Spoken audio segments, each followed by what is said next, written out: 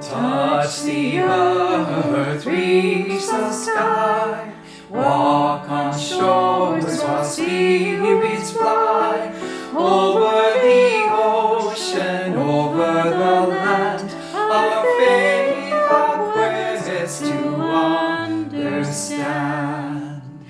Touch the earth, reach the sky, children ask us reasons why. In our lives the answers show, and by our love they learn and grow.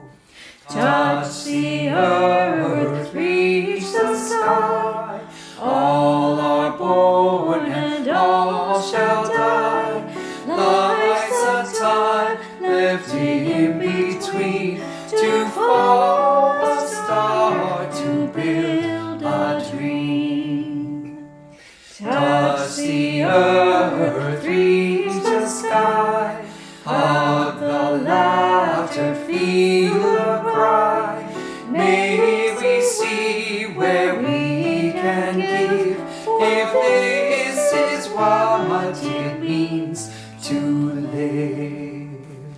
Touch the earth, reach the sky, soar with courage ever high. Spirits joining as we fly, to touch the earth, to reach the sky.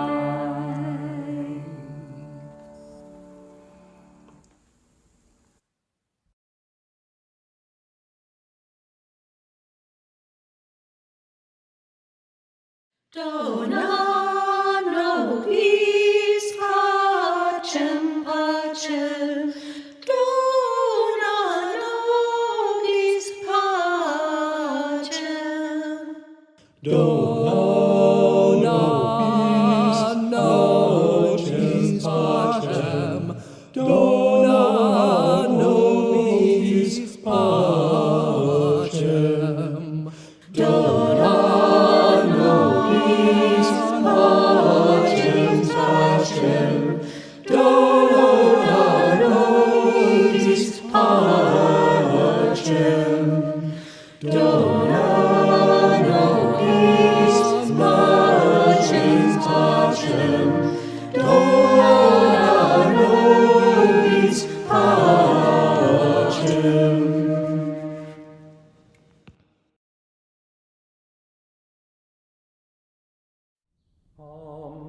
Come, whoever you are, wanderer, worshipper, lover of living. Ours is no caravan of despair.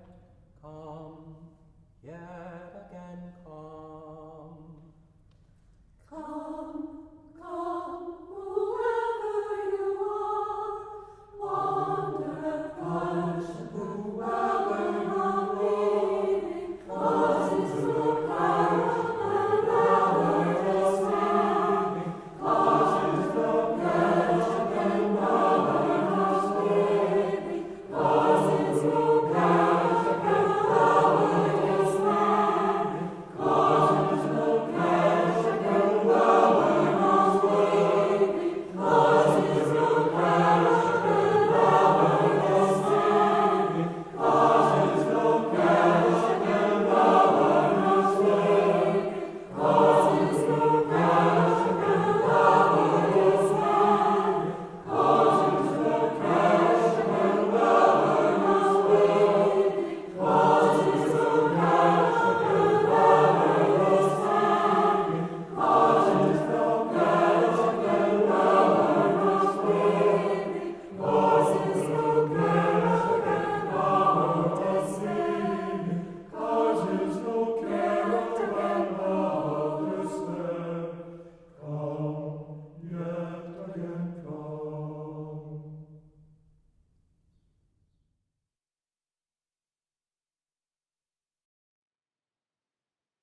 When asked what he thought of Western civilization, Mohandas K. Gandhi replied, "I think it would be a good idea."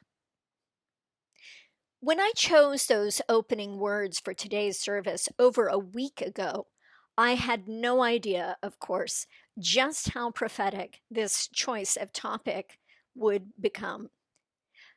Like many of you, I watched the horrific events of the insurrection at the US Capitol unfold on Wednesday with horror and dismay as it continues to be fanned at the highest levels of government. Words matter. But let us take heart from another of Gandhi's quotes. Gandhi said, "When I despair, I remember that all through history, the way of truth and love have always won. There have been tyrants and murderers, and for a time, they can seem invincible. But in the end, they always fall. Think of it, always." In that heart and spirit, we embark now on an exploration of the religion of Gandhi. Last week, my friend and colleague, the Reverend Curtis Murphy, talked about some of Gandhi's teachings. He shared the context of Gandhi's quote, "Be the change you wish to see in the world," as it relates to our UU 7th principle and through the work of one of Gandhi's students. Many years ago, I had the great privilege of studying under a Gandhian scholar, Dr. Joseph Prabhu, at the University of Chicago. So Curtis's service inspired me to share more about Gandhi today. This is the second service in a sermon series illustrating each of our Unitarian Universalist principles. Today, we celebrate our sixth principle, to affirm and promote the goal of world community with peace, liberty, and justice for all. I also want to share my deep gratitude for local musician Tamara Menon, who will share a musical tribute to Gandhi also in the service. So thank you, Tamara, and thank you, Stephen, for arranging this. Gandhi wrote, "The difference between what we do and what we are capable of doing would suffice to solve most of the world's problems." And in that spirit, let us begin with the lighting of our chalice. Reading number 577 in our hymnals by Mohandas K. Gandhi. If someone with courage and vision can rise to lead in nonviolent action, the winter of despair can, in the twinkling of an eye, be turned into the summer of hope. It is possible to live in peace. Nonviolence is not a garment to put on and off at will. Its seat is in the heart, and it must be an inseparable part of our being. It is possible to live in peace. Nonviolence, which is a quality of the heart, cannot come by an appeal to the brain. It is a plant of slow growth, growing imperceptibly, but surely. It is possible to live in peace. If a single person achieves the highest kind of love, it will be sufficient to neutralize the hate of millions. It is possible to live in peace. If we are to reach real peace in this world, and if we are to carry on a real war against war, we shall have to begin with the children. It is possible to live in peace. The future depends on what we do in the present. It is possible to live in peace. Love is the doctrine of this church. The quest for truth is its sacrament, and service is its prayer. To dwell together in peace, to seek knowledge and freedom, to serve humanity in harmony with the earth, thus do we covenant together.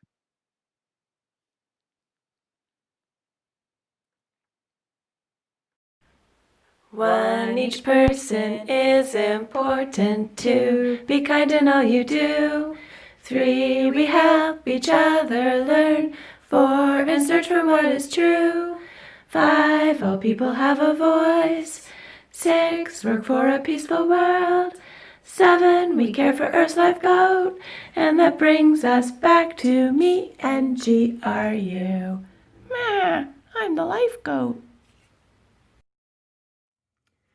The story that I have for you this morning is called Our House is on Fire. Greta Thunberg's Call to Save the Planet by Jeanette Winter.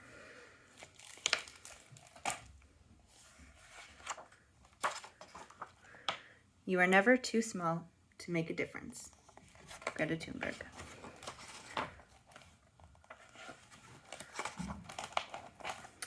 Greta is a quiet girl who led a quiet life in the city of Stockholm. Her dog Roxy was her friend. All my life I've been invisible.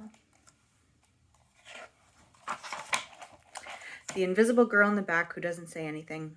In school, she felt alone. Then, one day, Greta's teacher talked to the class about the climate, about how our planet is getting warmer, about how the polar ice is melting, about how animals' lives are threatened, and ours too. That's when Greta's life changed. She read for hours and watched film after film about our warming world. Greta could think about one thing for a long, long time. She saw ice melting into the sea, disappearing. She saw mighty winds and torrential rains howling across the land. She saw coral reefs deep down in the sea, pale as ghosts, bleached by the warming waters. Greta saw living creatures everywhere, struggling to stay alive. Greta saw floodwaters covering houses and people and animals. She saw cities swallowed under rising oceans. She saw the smoldering sun scorch the earth, leaving it bone dry. She saw blazing wildfires racing through the forests.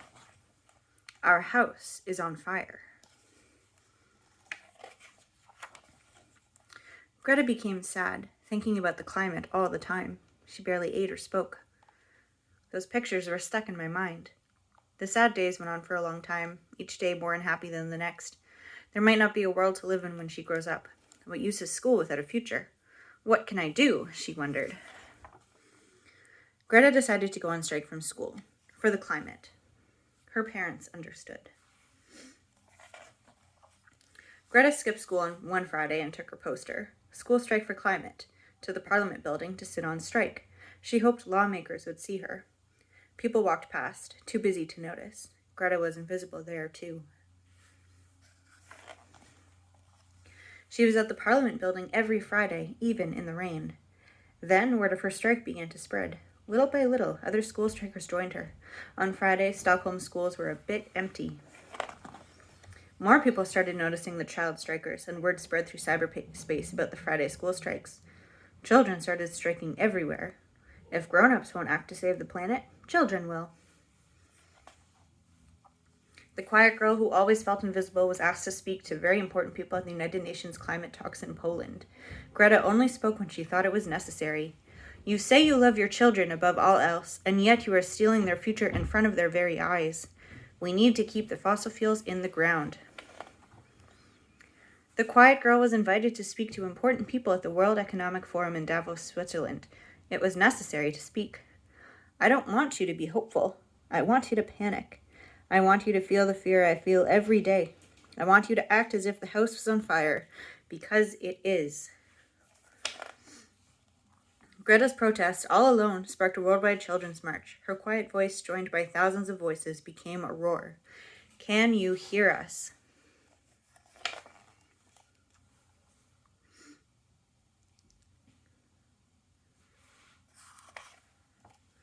What will you do?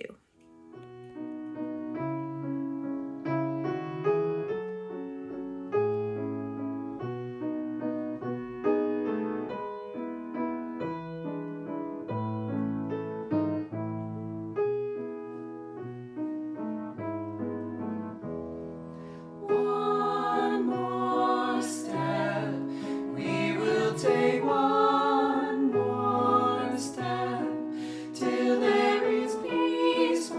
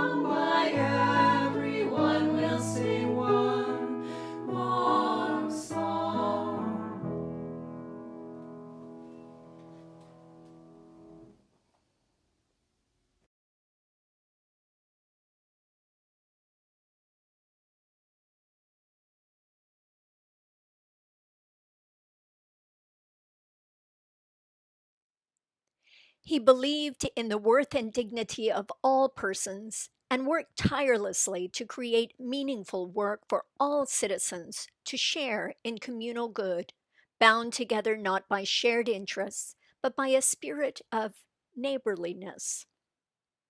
He was a proponent of community autonomy, wanting his goods and food to be produced and purchased only locally.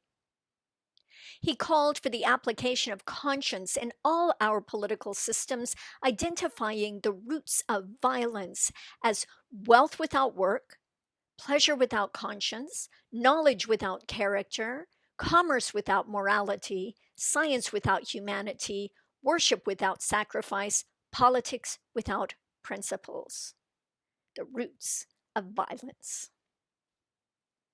He recognized that religious scriptures, even his own, contained divine inspiration and fundamental truths, but were products of a particular context of history and culture, and therefore limited by human error and confusion. He said, faith must be reinforced by reason. When faith becomes blind, it dies. He was instrumental in winning political independence for India from the British, with scarcely a shot being fired, and as the inspiration for a series of non-violent freedom struggles from the civil rights movement in the US to independence campaigns in South Africa, Eastern Europe, the Philippines, and the former Soviet Union. He firmly believed in the interconnectedness of all life, and that the best measure of a civilization is in its treatments of animals. In his search for truth and meaning, he drew from many sources of inspiration because, as he said, true religion is not a narrow dogma. It is not external observance. It means faith in a future life, in truth and nonviolence. Religion is a matter of the heart, a highly personal matter for the individual. He drew inspiration from the wisdom of all world religions, human experience, the application of science, the lessons of nature, and the words and deeds of many social activists. After all, he said, God has no religion. Do you recognize the implication of that list? For those of you counting, you've just been given a list of our Unitarian principles and sources.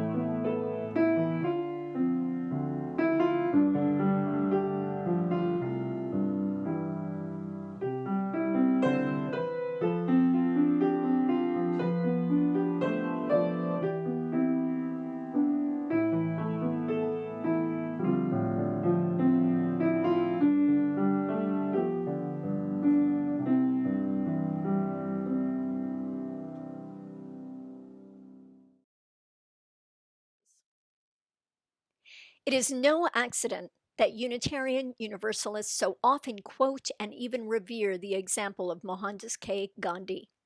It was a Unitarian minister, one of my heroes, the Reverend John Haynes Holmes of the Community Church of New York, who was largely responsible for publicizing Gandhi in North America, deeming him in a sermon the greatest man on earth in 1921.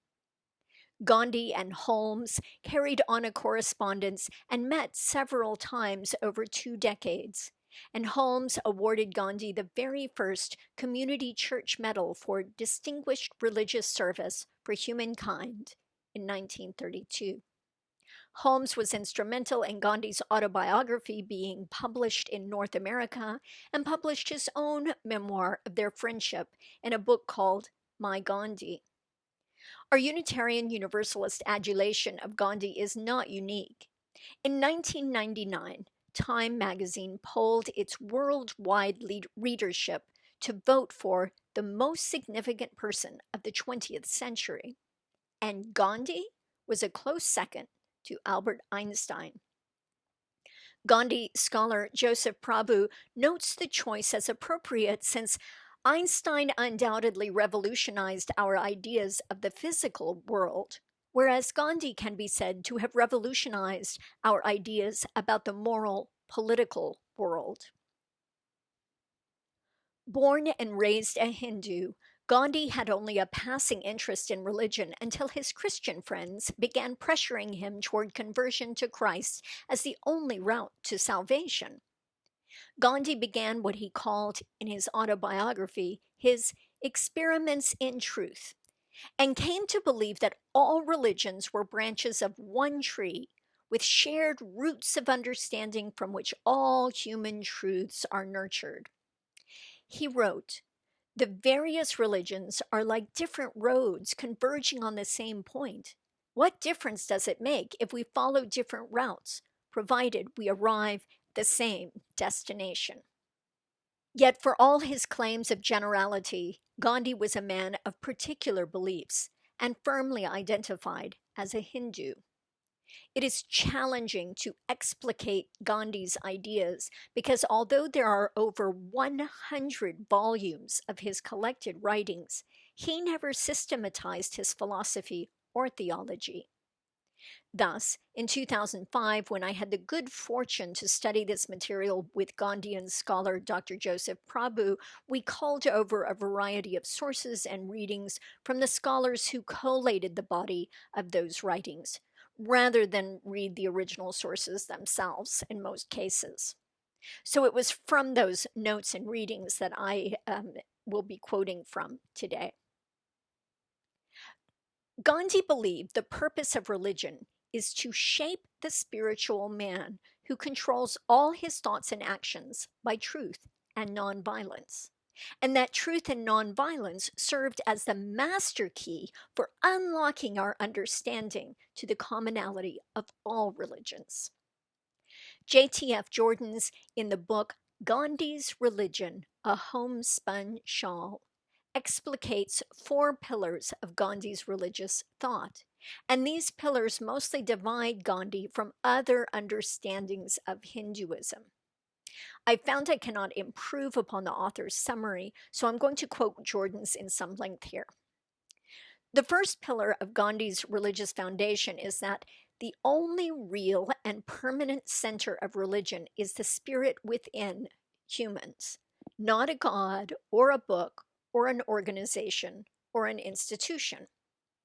Second, that the drama of religion is the fight between spirit and matter, between good and evil, not the clashes of sects, the disputes of theologians, or the frantic exertions of ritual.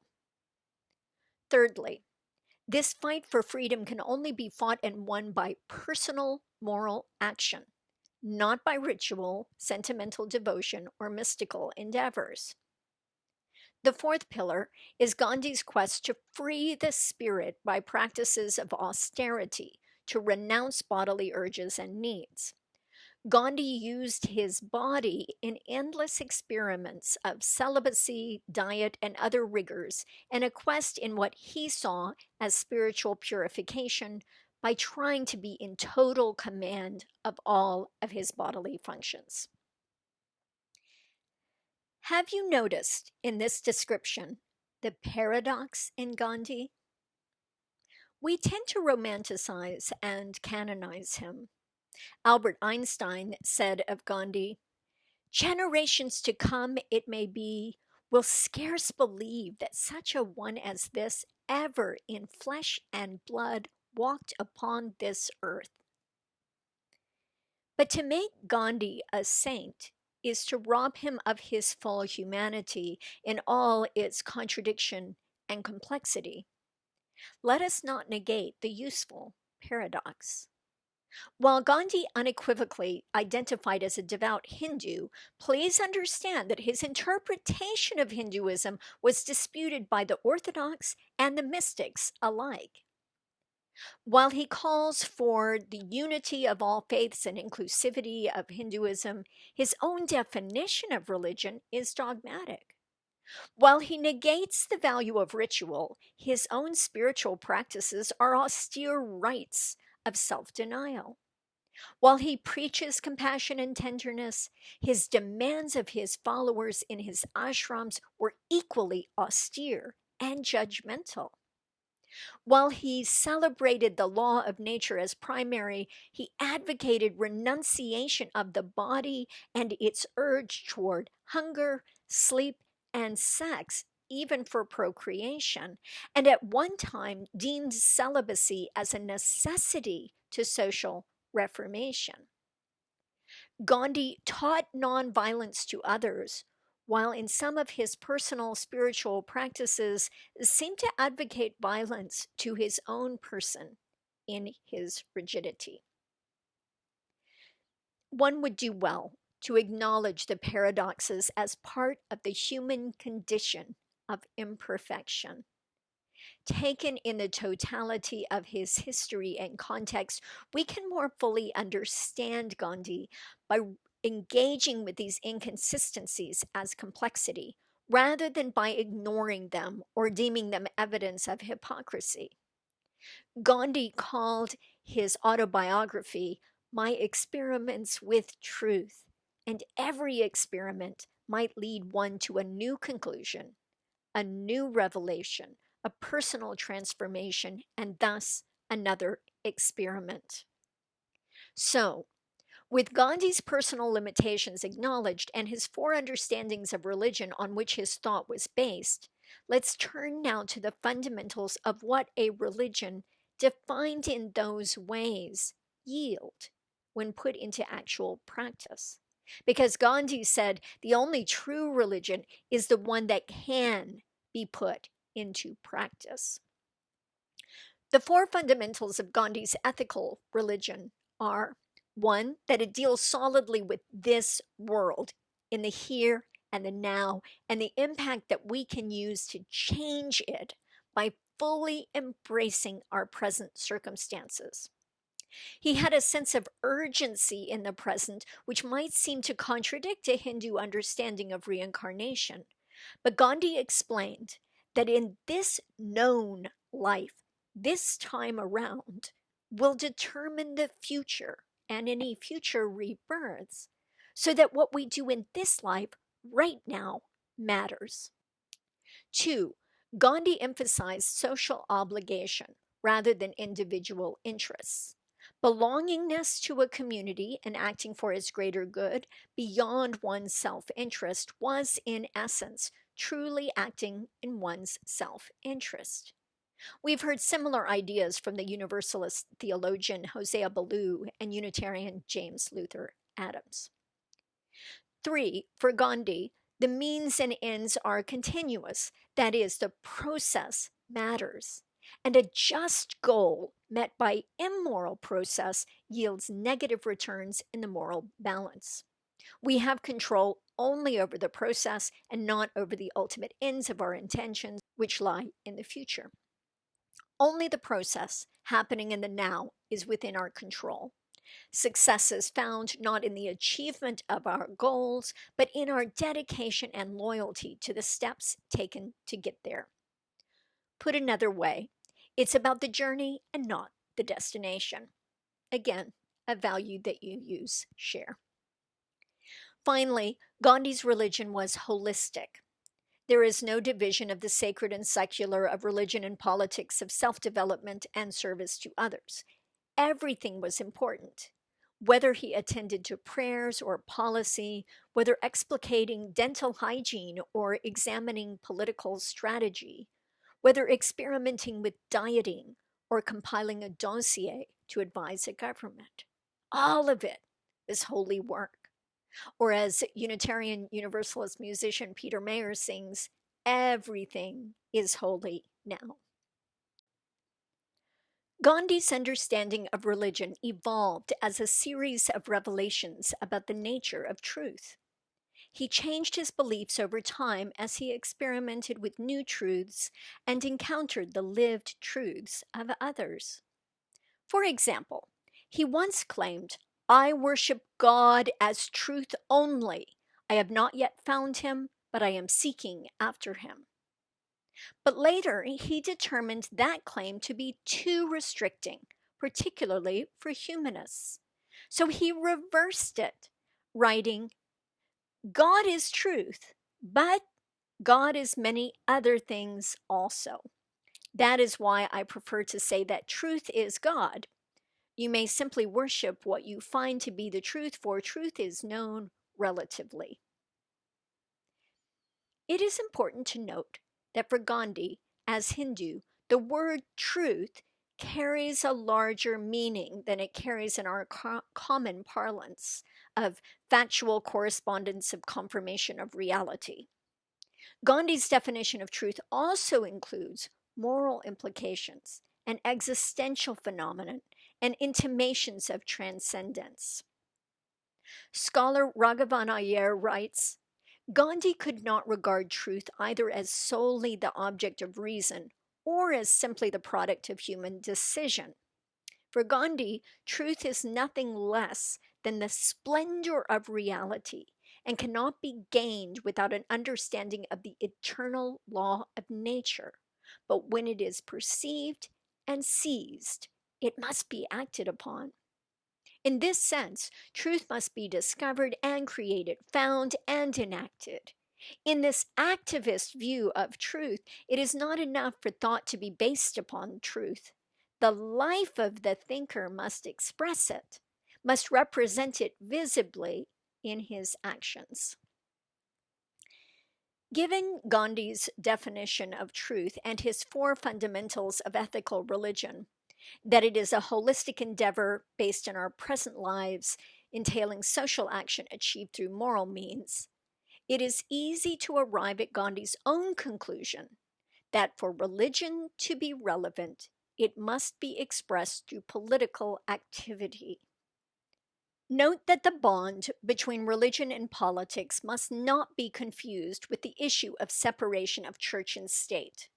Instead, writes Prabhu, Gandhi strove to achieve a dual transformation of society, to purify politics by including sacredness and morality as its operating and motivating principles, and to purify religion by saving it from the dangers of self-absorption and narcissism. Gandhi consistently stated that those who say that religion has nothing to do with politics do not know what religion means. Gandhi sought to join religion and politics in useful ways so that one informs the other. You have heard me say it, that for Unitarian Universalists, social action is our primary spiritual practice. So, for Gandhi, religion is essentially about the search for truth, and always a search, because truth from a human perspective is always limited and always relative, that is, dependent on our conditions. And truth requires embodiment. That is, if it does not result in action, then it is not religion and therefore it is not truth. And so for Gandhi, truth finds its fullest expression in the field of politics, which he regarded as the arena for doing good on the largest possible scale. I'm going to repeat that. Gandhi says that truth finds its fullest expression in the field of politics, and he regarded politics as the arena for doing good on the largest possible scale. Well, may that be so. Gandhi's dedication to nonviolence and political resistance of non-cooperation is often misunderstood as passive or absolute. In fact, Gandhi said that in response to injustice, violent resistance was preferable to passive acceptance, but nonviolent resistance was superior to either of these. Gandhi's term for moral political action was Satyagraha, a term he coined that means truth force. Again, remembering that the word truth has a bigger meaning toward transcendence for Gandhi. So one might translate it instead as soul force. And this was the only political weapon Gandhi wielded. This was how he forced an empire to relinquish its colonial power. Gandhi explained Satyagraha to mean the force which is born of truth and love of nonviolence. Satyagraha is faith in action. Satyagraha is the hope that we will stop believing war is a viable answer to conflict and that we will work for peace. In the course of the recently ended 20th century, there were 100 million deaths due to war. The century was not halfway through when Gandhi's experiments for truth were brought to a tragic and violent end by an assassin in 1948. Among Gandhi's personal belongings, he had with him at his death his spinning wheel, his glasses, the Hindu holy book, the Bhagavad Gita, a Christian New Testament, his loincloth, and the Community Church Medal, which was given to him by Unitarian minister John Haynes Holmes as acknowledgement of Gandhi's profound influence in religious service. No, Gandhi was not a Unitarian, but we Unitarians played a small part in the history and share Gandhi's conviction that we are called upon to put our faith into action, to make a difference in the world here and now. Let us live into that legacy and be the change we wish to see in the world. May it be so.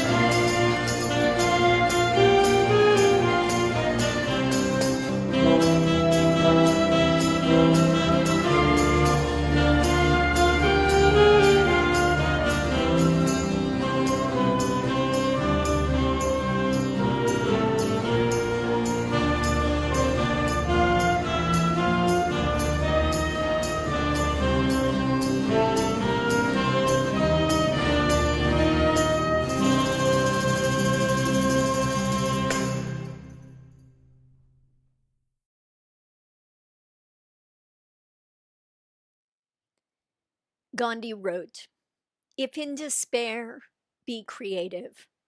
If submerged in hate, do not succumb to it. If in conflict with others, remember their pains, their hurts, and their humanity. If dogmatic religion presses in, celebrate the truths of all religions. If life seems too complicated, then simplify. If you defend your integrity and your convictions, know that compromise can also be honorable. even if the world seems too overwhelming. Experiment with the truth of your life.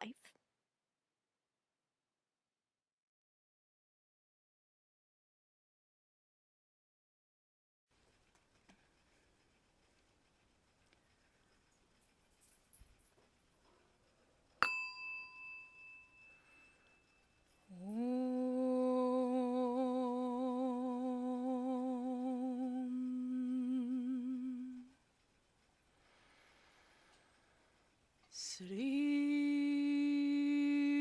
Ram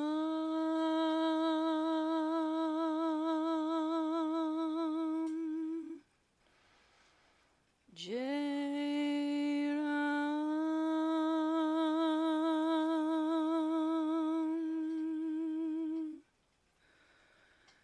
Jai Jai Ram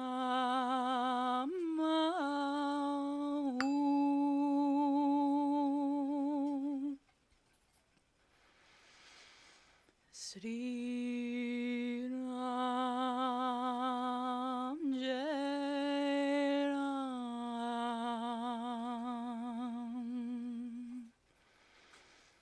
Jai Jai Ram Om.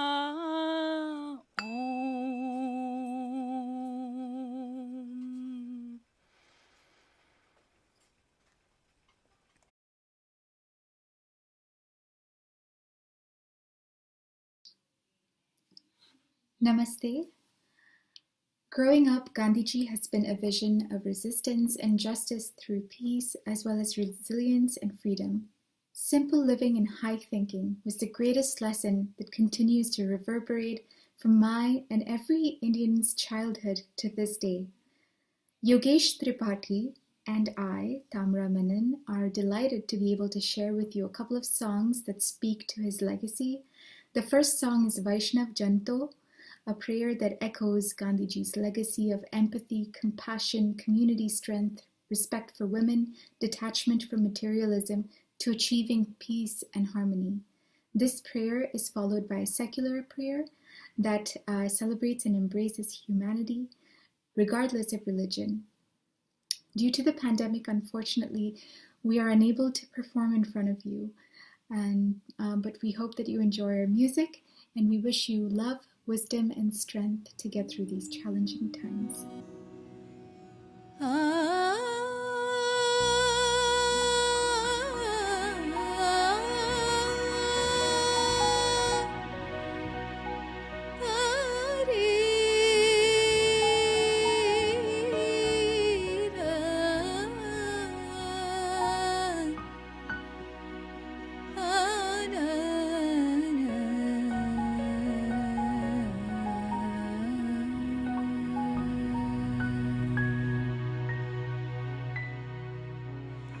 सकल लोकमा सहुने वंदे निंदा न करे के निरे बाच काछ मन निष्कल राखे धन धन जननी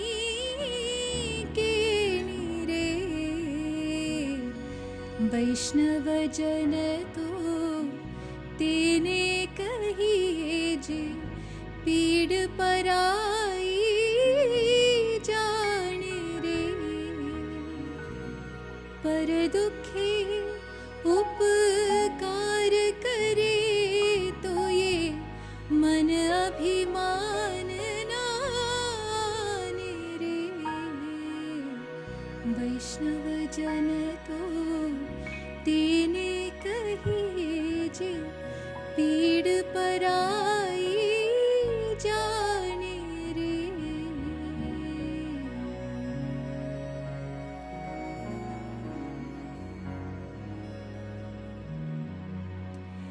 देश मेरे मेरी जान है तू देश मेरे मेरी जान है तू देश मेरे मेरी शान है तू देश मेरे मेरी शान है तू देश मेरे मेरी जान है तू मेरी जान है तू मेरी जान है तू रघुपति राघव राजा राम पतित पावन सीताराम रघुपति राघव राजा राम पतित पावन सीताराम सीताराम सीताराम भज प्यारे तू सीताराम सीताराम सीताराम भज प्यारे तू सीताराम रघुपति राघव राजा राम पतित पावन सीताराम ईश्वर अल्लाह तेरो नाम सबको सन्मति दे भगवान ईश्वर अल्लाह तेरो नाम सबको सन्मति दे भगवान रघुपति राघव राजा राम पतित पावन सीताराम पतित पावन सीताराम पतित पावन सीताराम